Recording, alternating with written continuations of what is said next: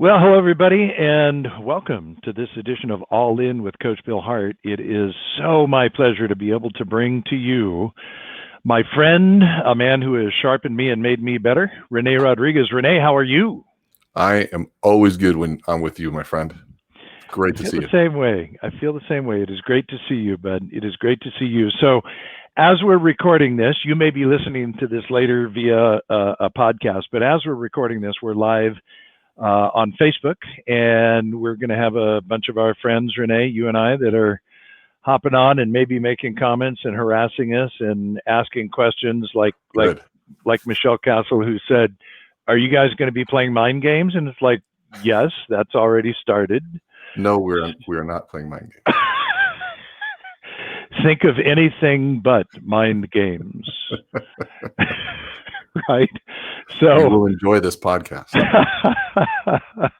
So I always run the risk when I'm interviewing somebody who is a friend who I just enjoy, who I would, given a choice, hang out with anytime. I always run the risk of not contextualizing the interview properly. So I think it's important for people to hear from you. I asked Jenny to send me a bio. I've got that, but I'd really rather just have you kind of explain who you are, kind of what your buffet of offerings are right now. You know as well as I do that my audience is primarily the mortgage industry, secondarily real estate, so it's the real estate community.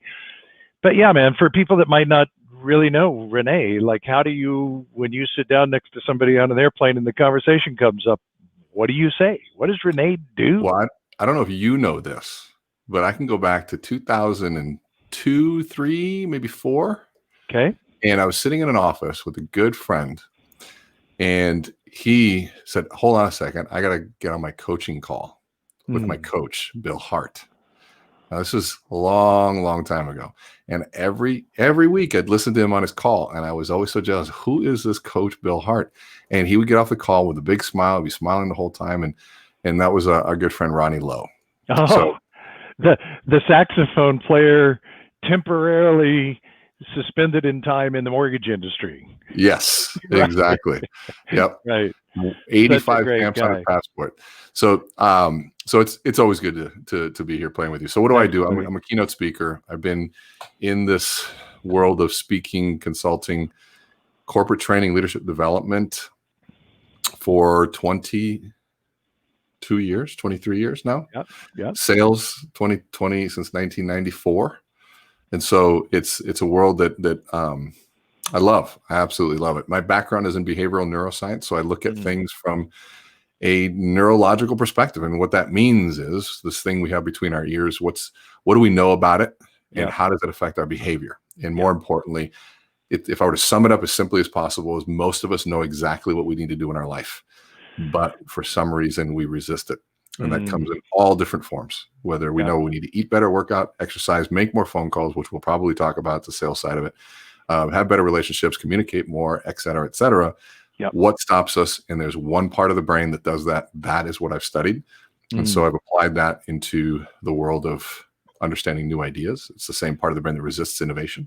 It resists a new idea. It resists everything. If we understand that piece of it, then we accept and embrace life a little bit easier and accept ideas. And so we've been able to apply that on stage to talk about sales, leadership, influence, and change. Yeah. And most recently, over the last 3 years, I've been really focused on a workshop experience called Amplify, which both of us went through. Indeed. Yeah. And I want to talk about that. So let's make sure we go there, because my experience there was very interesting with you, and I think it's worth describing. And it's something that I really think everybody should consider if they're serious about their craft and what it is that they do. You don't have to be a keynote speaker to benefit from Amplify. If you interact with human beings and have to listen and speak and be concise and clear, then I think you should go through Amplify. And as you know, I've had a number of clients go through who actually had, really life-changing experiences where there was something that occurred going through that with you that helped them to see something and show up differently moving forward. So it's beyond just I need to learn how to orate in front of an audience. Like, okay, there's value there.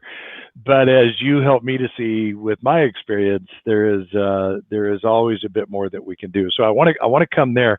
But the Sure. place I actually want to start with you is, I've been doing these webinars. We call them virtual keynotes, called Calm in the Chaos, and it's really primarily designed, Rene, for, and you and I really haven't talked about this. I know you get bits and pieces of what I'm doing out there, but it's designed primarily for people in the operations side of the equation right now in the mortgage industry. That they're not going to sales mastery. They're not listening to Tony Robbins. They're not reading Brene Brown. They're not watching Simon Sinek. They're in operations, and they're doing what they do, and they're expected to knock their stuff out and be happy with the overtime that's offered to them. But you know what, man? It's more than just what's happening in the mortgage industry. It's this bizarre COVID cloud that's been hanging over us for 6 months, right? And so I know just enough to be dangerous, so I'll let you speak into it with your education and your background. But I do know that this fight, flight, or freeze reaction that pumps cortisol and adrenaline into our system jacks with our limbic system, which is, I understand, that is the emotional and memory part of the brain, right? And so I don't know, Rene, every day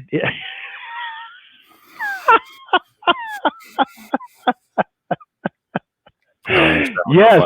So exactly. So for those of you who are listening, a holographic brain just appeared over Rene's forehead. At least that's what I saw. Maybe nobody else saw it.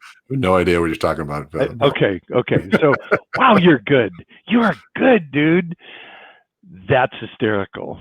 I love that's that. Dopamine, by the way. Yeah, I love that. Right? Okay, so there you go.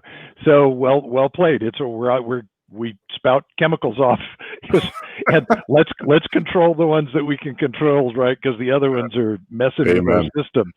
So here's all I know in that program that I do. All I try and do is help people to understand. Okay, this is what's happening to us. Whether you're in the mortgage industry or not, we're all feeling this helplessness, this bizarre polarization that's only getting worse, and just it's a lot of stress, right? And so now you layer on top of it a low interest rate environment in a market we've never seen before in the mortgage industry, and particularly in operations, dude. You got people that are ready to just say, I don't need any more money. Don't throw any more money at me. Yeah. Like I need some breathing room. I need some me time. So can you just talk to us a little bit from your perspective, like what's going on right now, and how can we help people? There's so much going on right now. I mean, you nailed it. There's so many different things that are happening. I mean, let's break it down. So there's been a major change in the world, right? So you've got the majority of the world is in a struggle, downturn, having a hard time, scared, whether it's misinformation, whether it's true or not, it's stressful. Yeah. That's how I look at it. Is it causing me stress? And if it's causing me stress, it affects how I view the world, depending on how I deal with stress. And so some of us are much better at dealing with stress. Some of us are horrible at it. Look at the people that you study in military and Navy SEALs. They have to be experts, Olympic athletes at dealing with stress because their life depends on it. Sure. And so the stress response is really what's causing it. Now, stress happens from the lack of money, but it also happens from the fear of having too many promises. Because, it's great. You have a tough problem. You have so much business. It is a problem because they're not thinking about that they have too much money. They're thinking about, will I deliver on the promises? Am I following through on my word? Am I being the person that I want to be? And if I can't do my job, if I can't follow through, the fear of hurting that reputation is just as painful. And so it's different scenarios, same chemicals, right? Different day, same chemicals, right? It's the same thing. And so we have to look at it from that perspective if we're going to solve for it. Yeah. So I don't know how, if you want to push me. Well, I mean, let's touch on it. Because when I went through Amplify with you pre-COVID, you taught our group of whatever we had, 10 or 12 people there, box breathing. And it was something that I had not heard of before, But now that I've done more reading on it, and I think you set it up this way, that Navy SEALs will do this to get into that zone where they can actually pull the trigger, the snipers, between heartbeats, which has always amazed me. But like, can you just, because that'd be a great technique. That's a great takeaway for somebody right now. Since you taught me that, I'll bet I do it 5 times a day. And I just don't think about it, but it puts me back into that place that I need to be. And that's the key, is that because you do it so often, it's not a try anymore. It's a way of life. Totally. Breathing is a way of life. And what I did a video before, and I said, breathing is the secret weapon of the elite performer in anything, but it's the punchline of the underperformer. Think about that for a minute. That's so good. You look at Kobe Bryant before a game and he's breathing. LeBron James. You look at NFL quarterbacks, a sniper, right? Yep. Somebody who's doing they're breathing. Yep. But then you hear somebody who's underperforming, or somebody who just really hasn't pushed themselves that hard, and they're going, "Oh God, we got to meditate today." Okay, kumbaya. Right. You can just predict it. And at that point, and this is where when I learned this was same people that train Navy SEALs, train people that are going in the NFL Combine around biology. Because at that point, when you're that elite, it's not about know-how, physical strength, how fast you run. It's none of that. They all do it the same. They're all freaks of nature at this point. Totally. Now, will my body function when I need it to? So it's biofeedback. Yeah. And the secret weapon is, can I breathe to make my body function, and the connection there? Because, and you said it, fight, flight, freeze response, when that limbic system takes over, it shuts everything down. And you grew up with, we know the whole reticular activator. It's really the reticular activating system that decides what shuts off everything. It decides that it says, did not know that. Yeah, cortical axis is not going to go any higher than the limbic system, because it was reptilian brain, limbic system, neocortex, prefrontal lobe, that sequence it follows. All of those elements are shut off. And so the part that we associate that looks like the brain, this part up here, this is what we want to function. Yeah. Right? But if I'm there, it just goes away and it's not there. And we don't have access. Rene, I have to say, somebody's listening to this on the podcast and they're not watching you, and they're wondering why I'm laughing at an inappropriate time. And it's because that Mr. Wizard brain just appeared on your forehead again. That is absolutely classic.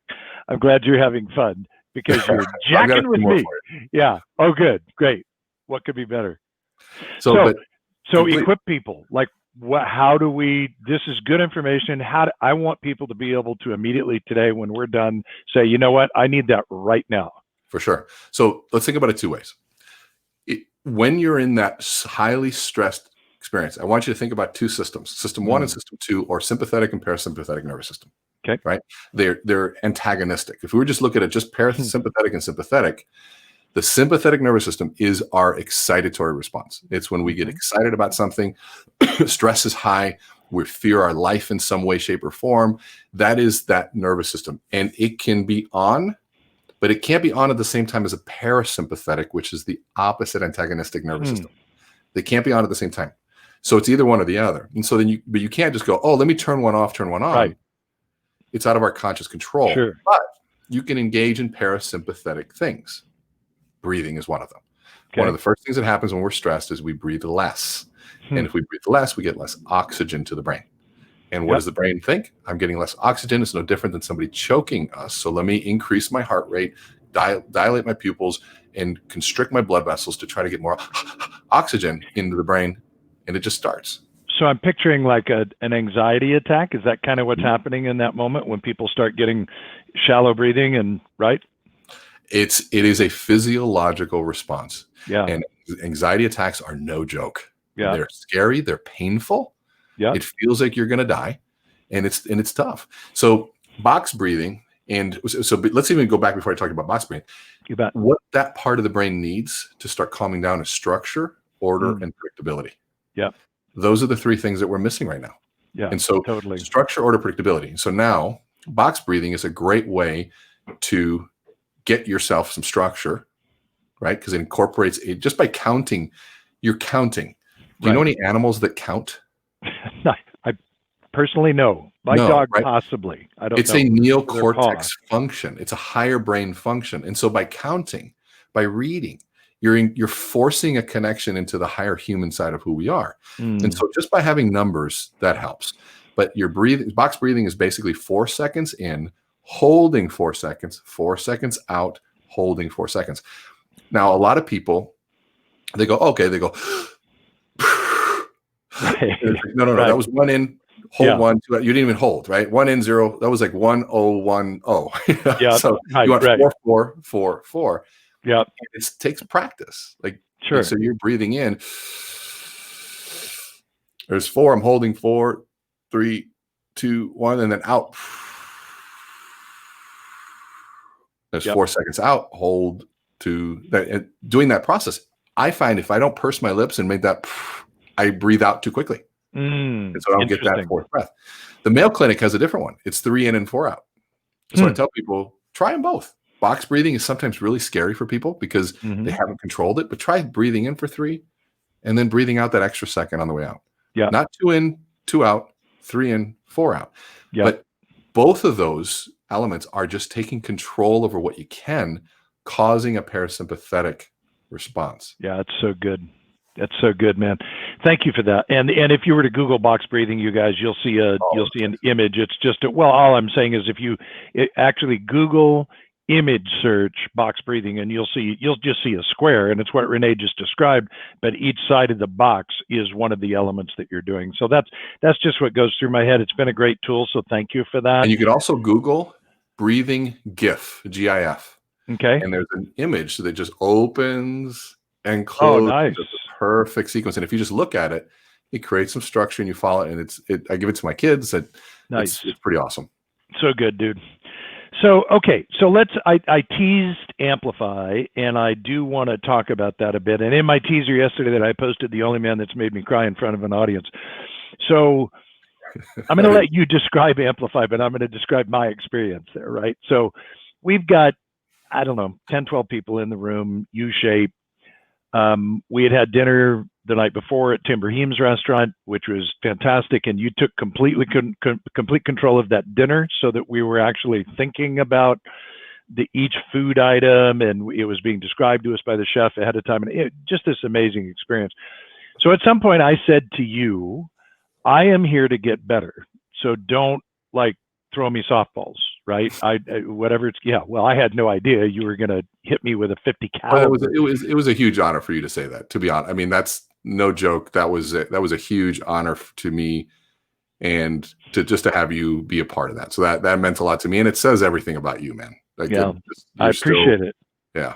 Well, I mean, the way that I view life, people have heard me say this before. I say every day I want to pour white paint into my bucket. And by that, I mean, there's got to be something new that I'm learning where I'm being sharpened. I get better. If a day goes by and I didn't improve, that's not a good day. That's a failure for me. So somehow, some way, I've got to get better.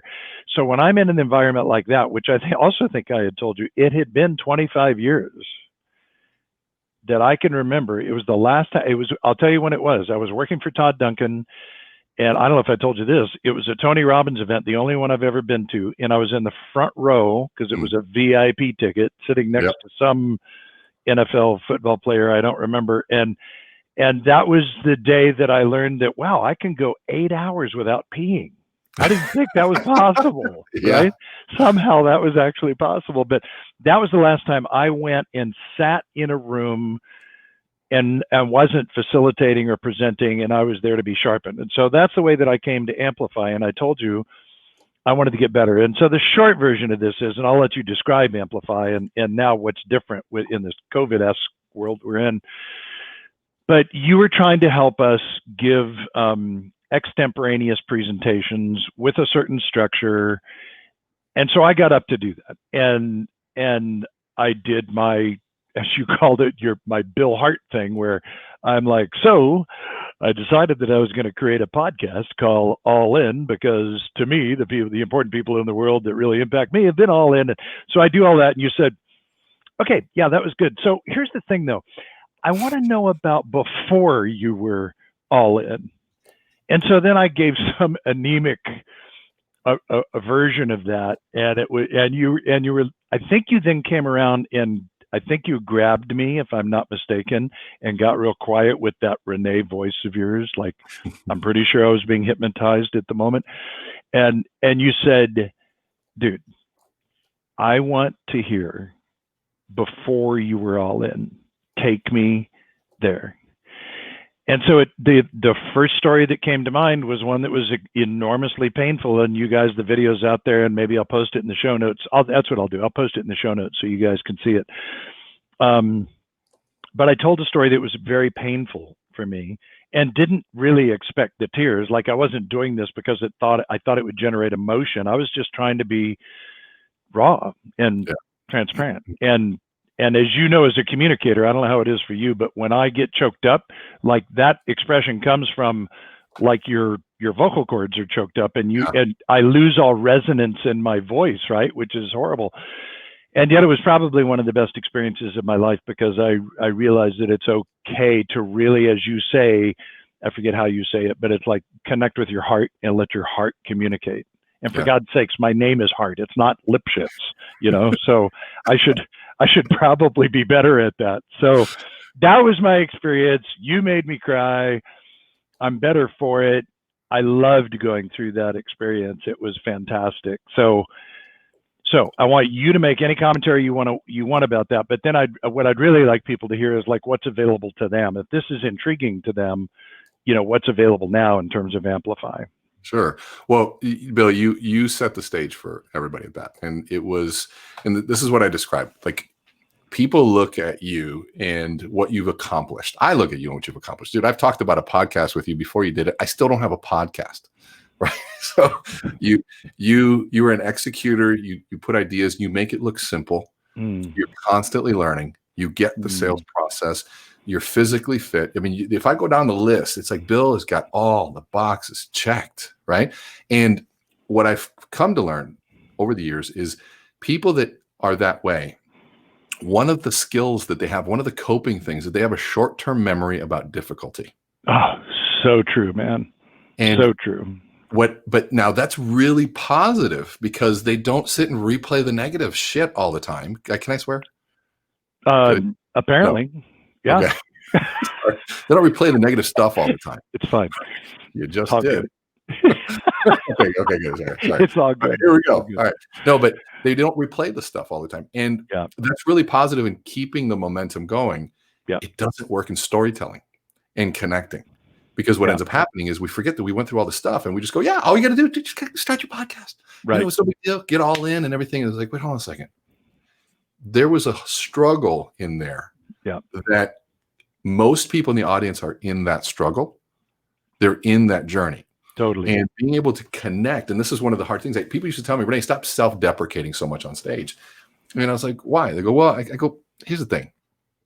That's where I connect most. To me, it's not about trying to self-deprecate. It's actually the most authentic thing that I can do. For sure. Like, I already know I'm good on stage. I know I'm a good storyteller. I know that my voice resonates. I know the skills. And so I don't care that I talk about stuff I'm not good at. In fact, to me, it makes it more real. And I'll say this, I say, I'm not talking to you as somebody who's figured all this out. I'm talking to somebody who's in the journey with you. Totally. Now that's a different conversation. It's not me jumping around pretending that I'm perfect, because the Lord knows I'm not. And especially in today's day and age, transparency is not a choice. Right. Absolutely. It's not a luxury anymore. I mean, it used to be a luxury. Now it's just the norm. If you don't talk about the realities of the things you're messing up with or whatever, it's going to be on social somewhere. Yeah, it's going to be available. And so I just get ahead of the game. It's like, none of us are perfect. And in fact, nobody wants perfect. And so when we saw that, we immediately connected with you. All of us were crying along with you. And it's not the goal to cry. That's the thing. Understood. Right there. So, what happened was you opened a door that you haven't opened in a while. That's all it is. And there's emotion there. And what I tell people is that those are landmines. And what do you do with a landmine? You avoid them like the plague. You stay as far away from them, because if that thing blows up, it's not going to be good. Yep. And part of Amplify is saying, oh, landmine. I just push you over. Let's step on the thing. See what happens. Right. Absolutely. And the reason, though, is that once it blows up emotionally, it turns into a source of connection, a source of authenticity, a source to be able to truly resonate with somebody. And so then once it's blown up, it doesn't have that control over you anymore. And you need, because I can't tell you how many times I've been with an audience and they're just cold. And I'm like, you know what? I go back to one of those stories and I dip my toe in one of those previous landmines. Yep. And I tell a difficult story, and all of a sudden the audience connects with me and they soften up and we can get real. That is so good for me to hear, man. So Rene, you know that I'm involved with a military charity called Boot Campaign, and at Boot Campaign we work with men and women who come home with post-traumatic stress, traumatic brain injuries. We work through the Cooper Clinic in Dallas, and a lot of great work done with these men and women. And I don't know if you ever saw the photograph, but I was with them in a large group of our ambassadors, and the veteran ambassadors are injured veterans who now want to do something with that experience, right? And so they want to represent the charity. So they had asked me if I would help them to tell their stories. Now, I don't have your background. I didn't know what you just told me, but I intuitively knew that if they've got a story that they're telling me about when they were in a Humvee and when they lost their leg and their best friend died, right? Yeah. I knew they had to be able to tell that story and not tank. So the only thing I knew how to do was to say, let's just get you telling it a lot, because if you just go through it a lot, you'll get past those triggers that create the emotion. Absolutely. And it will just become a story, because it's used to serve other people, right? If ultimately you're serving your brothers and sisters by telling that story, then it would actually be disadvantageous for you to get hung up and not be able to get through it. I would have loved to have had you there. Oh, but you're doing it, brother. Like, you know that. What I'm doing is I'm putting words to what you and anybody elite like yourself knows intuitively. You know that that's a good thing. And what's happening from a neurological perspective, they're creating a connection to a neural pathway that was avoided. Yeah. And once emotions are not problems. Yeah. That's what I tell people. They go, what do you mean? I said, well, you try to solve problems. You don't solve emotion. You process it. That's good. And so I give people the analogy. I say, try to hold 2 beach balls underwater. What's happening? You try to hold the beach ball underwater, it's constantly trying to come up. And you holding that emotion in is like holding beach balls. Now, if you've been through hell, you got a lot of freaking beach balls you're trying to hold and a lot of stress. And the only way up, and they all come up at the same time, and it's kind of messy. Yeah. But once they're up, they're not all that scary anymore. Totally. I'm looking for something here that I'm not going to find in time. If I find it, I'll just send it to you later. But it's to your point about emotions. I love that you've identified that. So I want to make sure that we tie a bow around the Amplify thing, because so when I went through that late last year, these were events that you were doing in various cities around the U.S. and maybe some internationally, I don't know, where there were relatively small audiences. It was an intimate kind of, boutique event, right? Couple days. You don't have that luxury right now. Hopefully we will fairly soon, but you don't have it right now. And yet I know that the need is there, because it's something that so many of my clients talk about, ask questions about. So what are you doing to address the need, still be able to bring that to people in this new environment that we're in? So Amplify is a very intimate setting. It's one where we limit it to 10 people so that everybody can have a lot of time, not only with me, but on stage and the other 9 participants giving a lot of feedback. That's what creates a transformation. And we call there's a process that we call that. It's called co-learning. And co-learning is a process where people go through a learning experience together, try out things in real time, get feedback real time, fix in real time together, right? Yep. And so that's the sort of the philosophy behind what's called co-learning. It's a really cool definition if you ever look it up. And so when the live events were taken away, it was interesting, because I said, okay, because I tell people the course is facilitated with 2 people, me and stress. Right, exactly. Stress is my co-presenter. Yep. And so when I'm live, I can cause stressful events. I can manufacture a stressful environment just to really replicate. Yes, you can. And it's a little different for everyone. But the big piece was, okay, so now everyone's saying, can you do it virtually? Can you do it virtually? And I've spent the last now 6 months going, how can I recreate those moments? How can I do that? And it's really about creating 2 things: a dopamine response and a norepinephrine response. Dopamine is created through novelty, and norepinephrine is created through tension. You get tension and novelty together is the formula, which is dopamine and norepinephrine in the brain for attention. And so, in fact, let me give you an example. Yeah.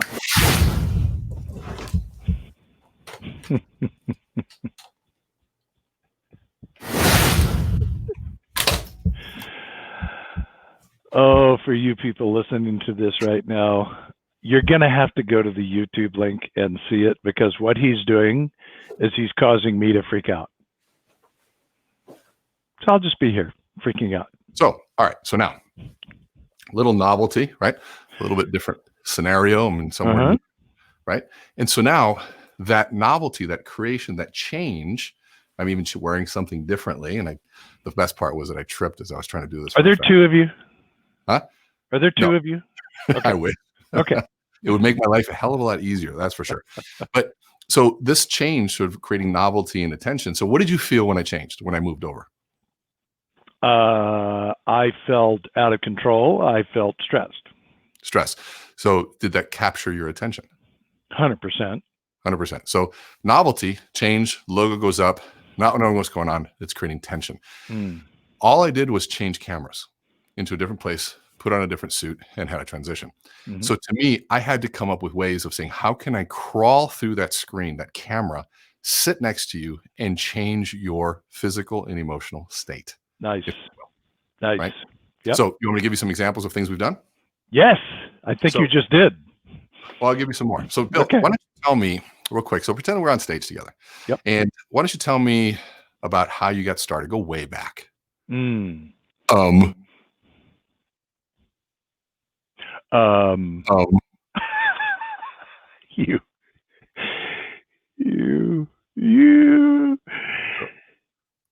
years ago, I remember speaking to an optimists club when I was probably 24 years old about Beechcraft West, where I was selling airplanes to people who didn't need them for the tax advantages that they got. That's where it all started for me. Awesome. So now, the rock. So now, if you would have failed at it, you would have heard this here. So now, wow, you've got the screen sort of cropped up here, so you can't see both sides of it, just based on what it is. But understood. Those are ways that we've had to sort of innovate. How can we take Zoom or StreamYard, put things in place? We have great cameras, right? Great microphone. I'm using a cinema quality microphone right now, so you can hear that's a little bit richer. It's a little bit. It's a $1,500 investment, but would I pay $1,500 to crawl through the screen and so you can hear me better? For sure. Absolutely. Right. And so all of those different pieces are all controlled on this little box. So I can create that experience by doing that. So to me, it was using StreamYard, which is what you're using right now. I can then control who is on stage. Nice. And so what I found is, there's that this where you can put everybody along the right side, and you have that main person. Sure. All I do when we're doing a virtual amplify is I look at the person who's not paying attention. I drag them on stage and say, "Okay, you're next."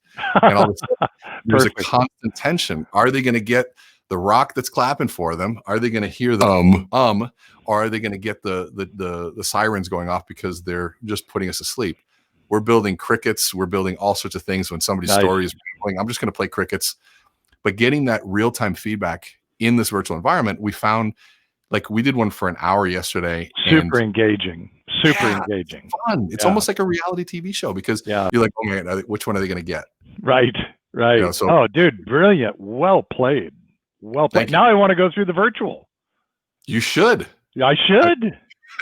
I think I am. I love it. Well, you're always invited, brother. You're always invited. Well played. So that's what we're and part of this is the message, I think, for what you and I have been talking about. Because I think you and I were, like, one of the first calls I made when this all came down, I called you. I'm like, dude, is this real? You're like, here we go, man. Right. We started innovating and conversing on things. And this is a time that's going to require all of us to think differently. It required all of us to truly innovate. And innovate isn't about just doing new things.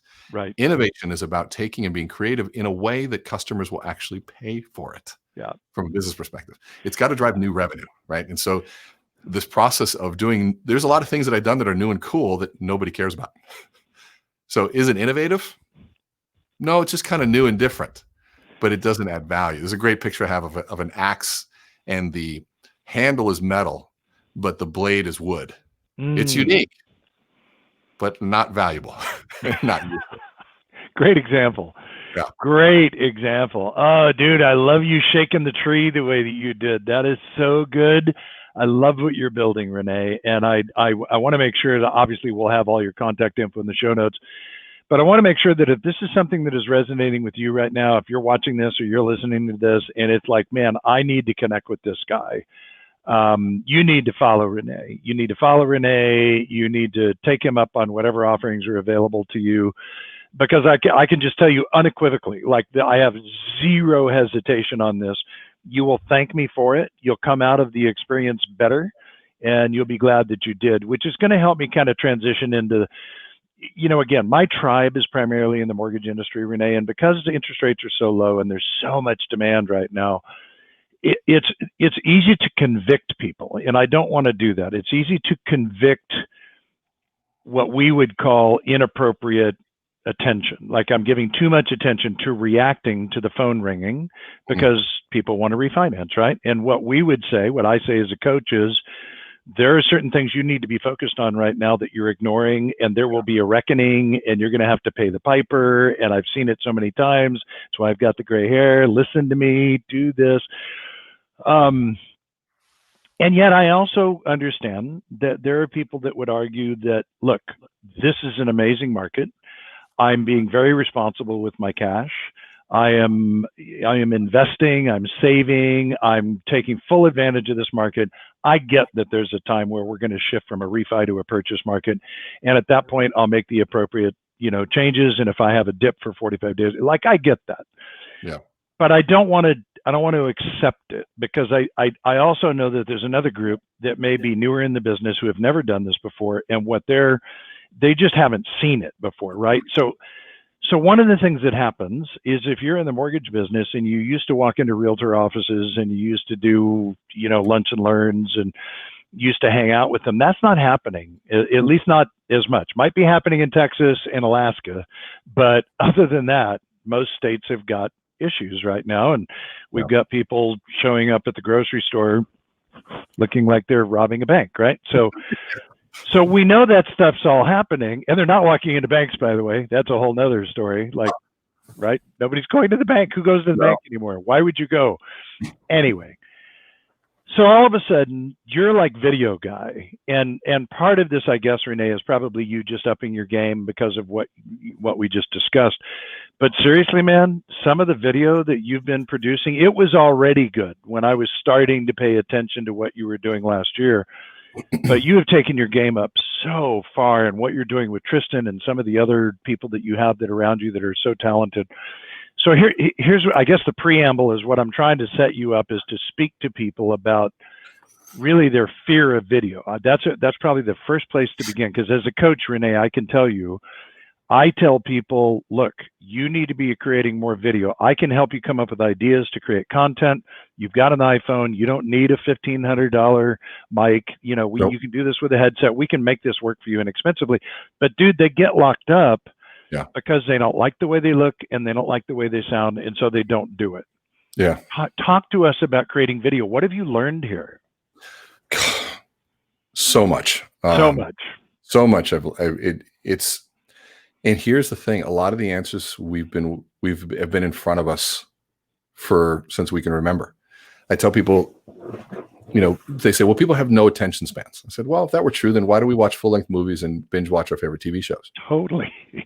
So it's not about attention span. It's you just don't know how to keep people's attention. Yeah. And I said, so let's own that first of all. It's easy to blame. Well, they're low attention span. No, you're just boring. Let's own that, right? And so I had to own that. I had a call. I hope they're not listening, but I got a call into a school. It was actually a really beautiful. It's just beautiful. I liked it because it's one of the poor schools in Minneapolis here, and they're saying, Rene, we're trying to go virtual. We're struggling, and they said, can you help us? I'm like, absolutely. No budget. I'm like, you don't need one. Just I want to give, but two, this is great practice, right? Because I've got a $20,000 studio in my office now. What's it going to be like doing it when there isn't the budget? For sure. And there is 14 people in the room, socially distanced. I've got a 13-inch MacBook sitting about 6 feet away from me. And that's my camera. And 27 people on Zoom on this little screen. Wow. Right. And I get there and I start sweating. Sweating. The network news scene, right? Yeah. Just pouring down his face. And I'm going, because I'm going, hey, you guys paying attention? Are you guys paying attention? Are you guys paying attention? You guys? And I just stopped. I said, before we even get started, I said, can we just acknowledge how stressful this is? I said, you on Zoom are trying to pay attention to me. Hopefully, maybe I'll be interesting. Those of us here are watching my eye contact go from you to a computer. And does the microphone work? What's going on? Just this is the change. Yeah. And the stress we all feel is behavior change. Yeah. Let's acknowledge that. And so to me, just starting out acknowledging that is a really critical thing. To me, being transparent about what's happening in the changes. And I said, and I had to ask some of them that were sitting 30 feet away. I said, hey guys, one rule I have is we got to get as close as you can. And I said, and if you find yourself fighting that, imagine how your students feel when you're asking them to engage. Beautiful. Use that to empathize, right? Because I'm a back row kind of guy too, except if it's like, a Jim Rohn or Ben Zander or something. Yeah. But those are parts of the changes. So then going back to video, what I came to learn, I want to move away from vanity for a minute. Because I get people making the mistake that I have good cameras and lighting and audio for vanity. Nope. Nope. I'm going to take away, we both know that we're in the battle for two things, trust and attention. Yep. I'm going to take away one thing right now. Which one? And you tell me what, if you trust me. So, hey, Bill, how's it going? Would this be an easy way to trust me? And you can describe for the audience that's listening what I just did. Yeah. So Rene has covered his eyes, and all of a sudden I've lost complete eye contact. And the answer is absolutely no. Yeah, we know that. That's ancient. He won't or she won't look me in the eye. I can't trust them. I can't trust them. They won't look me in the eye. They won't even make eye contact. It's part of our lexicon. Yep. Eyes create trust. Totally. And if I can't see your eyes, I have a hard time building trust. And so now what gets in the way of trust or of seeing my eyes? Technology, bad lighting, bad cameras, and even eyeglasses. Yep. Now you have good eyeglasses. I can see through your eyes. Most people I pay more for non-reflective lenses for that reason. Because you know that, right? Yep. But there are people that if I can't see your eyes, I've literally coached people. I said, okay, here's how you're going to begin every single meeting for the first 10 seconds. These are cheap reading glasses. So there's the reflection, right? Yep. Beautiful example. Yeah. Beautiful example. All I see is the computer screen. Now those are great. Yep. Worth every penny. But I tell people, and I said, look, I need you to remove your glasses for the beginning 10 seconds of every meeting. And you're going to be full screen and you're going to be smiling and you're going to be there. Even though you can't see anything, you're allowing them to have a good first impression of trust. That's so good, dude. So 10 seconds later, you say, you know what? Hold on a second. I want to be able to see you better. And you feel around, you put your glasses on, you make that face like, right. Now it's in clarity. I can see you. And it kind of becomes funny. It's a little bit endearing, but you allowed your audience to see you. Yeah. It's just a simple thing. I'm going to see if I can take this away. Does my audio sound differently right now? Hey, yeah, for sure. But hey, you know what? It really doesn't matter, does it? I mean, I got a great camera. You can hear me. But what's happening is I just changed the audio. People forget. You can have I've got a DSLR on me, but this audio sucks. Oh, yeah. So now in contrast, you hear what it should sound like. Totally. Now, that's what's entering. I am literally in your room right now. Yep. And this is just a Yeti microphone, right? You can see it right there. Yep. It's a blue Yeti microphone, but having that piece. So then lighting is a big piece. People make the mistake of having maybe putting their video camera facing a window. Right. It doesn't work that way. The lighting should be on you. And so finding those little elements. And then the other big mistake, I tell people, I say, put your hand on top of your head and then go to the top of the video screen. If there's more than just a couple inches, you're too low. Yep. There's dead space. So good. And so when I said that the answers are in front of us, look at any network TV show. You never see them like this. Sure. Never hunched over in their chair, taking up about 10% of the screen. They're owning that screen. Totally. So those are just some simple. But those are so good, man. And look, on the eye thing, I want to tell people, I I'll bet you're doing this too. I don't even think about it anymore. Your image, if I look at where your eyes are, Rene, I'm going to look there. Now, I don't know if you can see the difference or not, but I'm looking about 4 inches below my camera.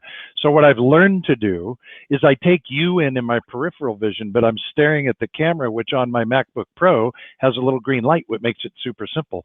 So in my mind, I just switch to, if I'm going to make eye contact with the viewer, or in this case with Rene, I'm going to look at my camera, not at his eyes on my screen. So for those of you that are preparing to start doing video, particularly split screen, you can't look at their eyes or you'll be looking off camera. So make sure that you start to look at the camera. I would encourage you to probably get a little further away in the beginning because it makes life a little bit easier. And also, by the way, don't read, like get away from the teleprompter. Perfectionists want to run like an iPad with a teleprompter app, and you're not good enough to do that. Like most people aren't good enough to do that. You know, if you get $3 million a year as a news anchor to read a teleprompter, maybe, but you're not good enough to do that. Your brain is good enough to take 3 bullets. All you need are 3 bullets. And let your magnificent brain wrap your own words around the bullet ideas. Right? So great 100%. Input, man. Thank you for that. And you know what's interesting right now, you notice that I'm making full eye contact with you the whole time? Yep. You know why? I don't. Because I use a teleprompter. Nice. But not as in words. I'm looking just through, the image. Yeah, I'm looking through a glass with the camera on the other side. And I did that to solve the same, because you're so right. I used to be like this, and I'd stare because I could see you, and then I had this sort of side view. I'm like, no, I need to be able to connect. And but that's an innovation, using a teleprompter for a completely different setup. And, you know, if you can even see this, I'll just show you. And so people that such a great idea. Dude, if I had your money, I would burn mine. Oh, stop it. Yeah. Oh, that's such a cool idea. Such a cool solution. Brilliant. Yeah. And so it's just using things to solve, but it's not for vanity. It's about creating an experience. Connection. Yeah. I mean, we've got to connect with people, right? So look, well done. Start doing more video. So, you want the second part? I'm going to put what's that? I can give you the second part quick, because we got trust and then attention. Because attention is hands. So most of us can't see our hand. Yeah, exactly. We habituate to just a talking head, but when we just go, it's one of those things. It's all over the place, man. Dude, I was thinking, and all of a sudden this moves. If anything we can do to make this thing move, the screen move a little bit more. Oh, that's good. This is your animation, is your hands. Nice. So was that 2 of 3? That's just 2. Trust is eyes, hands is attention. Just remember those 2 pieces. This is good to know. This is good information. Yeah, see? Look at it. I love that. And it lightens me back up again. I will use my hands more. I know I haven't been doing that in video, so that is good for me to hear. The clutch that I wanted to put in is to switch to a topic that I know is near and dear to your heart, but also in the mortgage industry. Look, if we're honest, I talk to sales leaders all the time who tell me their people don't know how to sell. And the form that takes right now is rate, right? Somebody brings up rate and they just want to cave. And it's like, can I get a concession on this? And it's like, well, hang on, like before you go there, have we had a conversation about it? And so it's easy to condemn that. Now I am using my hands more. It's easy to condemn that because it's like, well, you're not using your sales skills, your ninja sales skills, right? But I get it. I get that people are doing well right now, and it's like, you know what, dude, if you want to shop, like go shop. I got people over here that are willing to stand in line. I understand that. It's not so much for right now. It's for what we know is coming. And I'm not saying there's going to be some cataclysmic rates went to 12% overnight and the industry shifted. I don't think that's going to happen. But I do think at some point we're going to see a shift, and people are suddenly going to have to start focusing more on generating leads. Everything that I coach, right? It's like track your lead by lead source. Yes. You've got an app for this. You've got a whole solution that you've created for this. You showed me in Lake Tahoe. If I can track my my leads by lead source to app and app to funding, then that foregone conclusion is my volume. That's my income. Amen. But it all starts with the leads, right? So talk to me about selling. If you've got an audience right now, and you do, and you're talking to them about sales skills that have atrophied because they haven't needed to use them, where would you suggest that somebody begin right now? Like, how can they start exercising this muscle?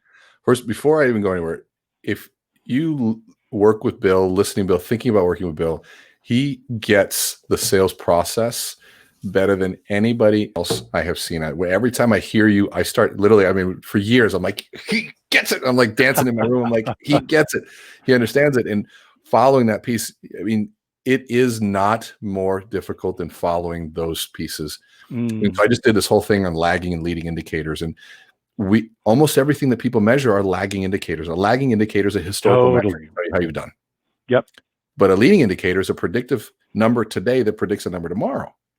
But it's usually not that sexy, right? So I used to say, well, what's the biggest leading indicator? I go into sales groups. I said, let me see everyone's cell phone bill.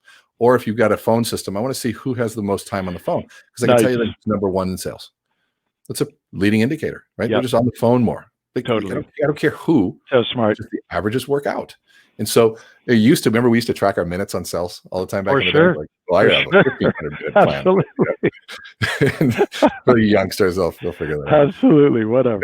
And so I used to look at cell phone bills to see how many minutes, and you'd have to bring it in each day. And I said, I just want to know that, and I'll tell you who's number one.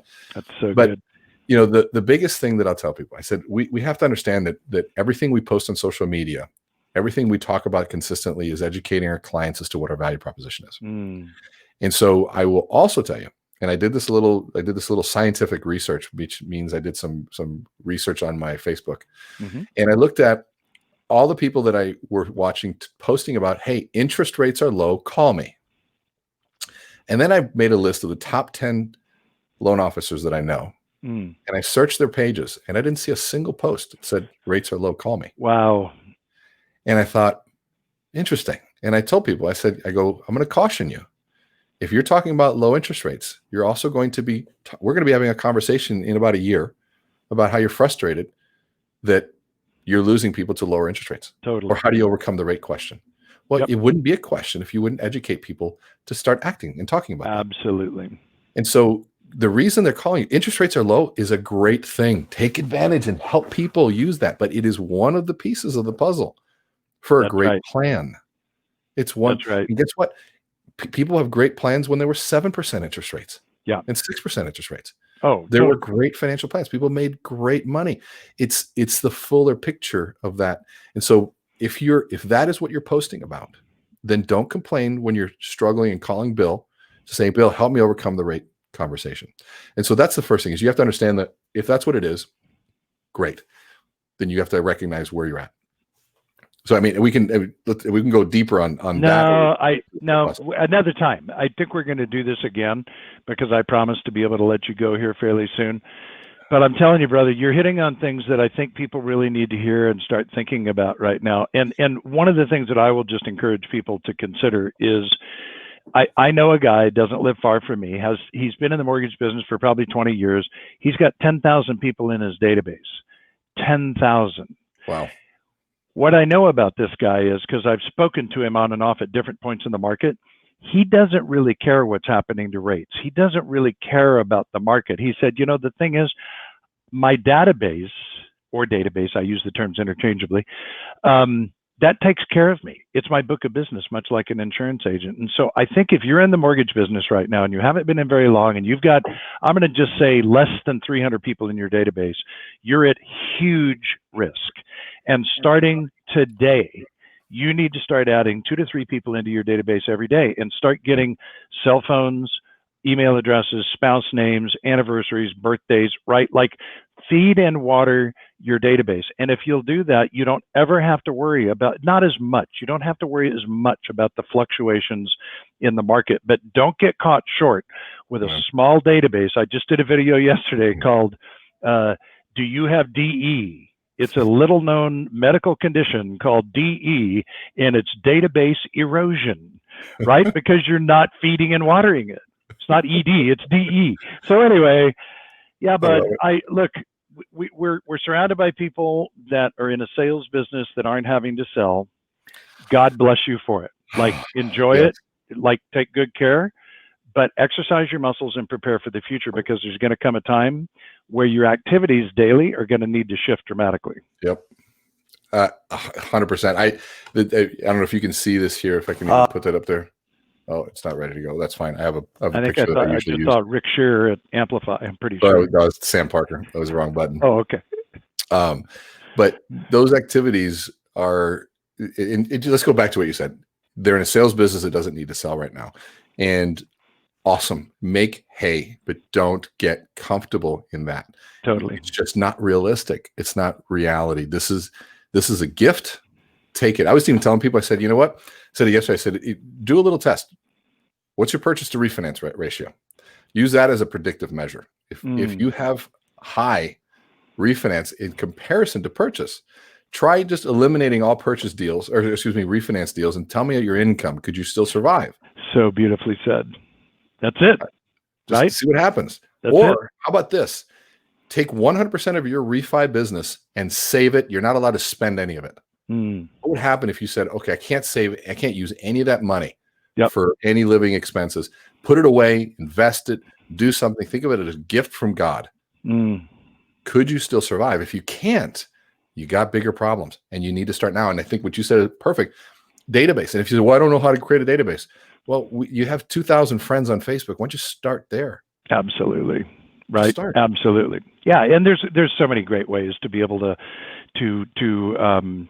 as a matter of fact, use Bill Hillestad's great content on this to be able to farm that and be able to pull the data out that you need to, and then put it into your CRM. And anyway, here's what I know, my friend. You and I could do this for 3 hours easily. So clearly there's a follow-up in our future, and I will look forward to that.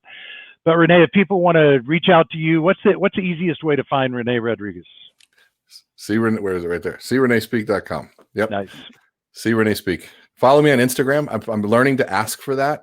It's nice. at CReneSpeak.com. I think I'm 9 people away from 3,000, so I want to get past that number. I'm trying to creep up on Bill here, but reach out and see Rene Speak. I do have the Amplify courses. The ones we have right now are all filled, so we're getting those under our belt, and then we're going to be opening up some more. And we do have an on-demand. I've created 70 videos for a year-long on-demand sort of mastery program. Good. So good. Yeah, it's really cool.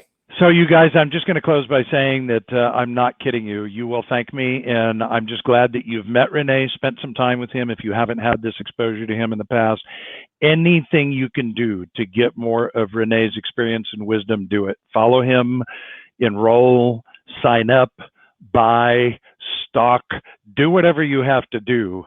But this guy is a life changer, and thanks, I'm honored that you're in my life.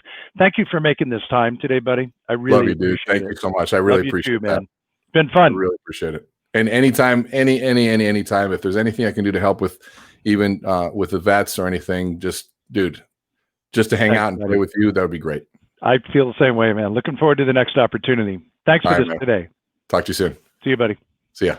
Bye-bye.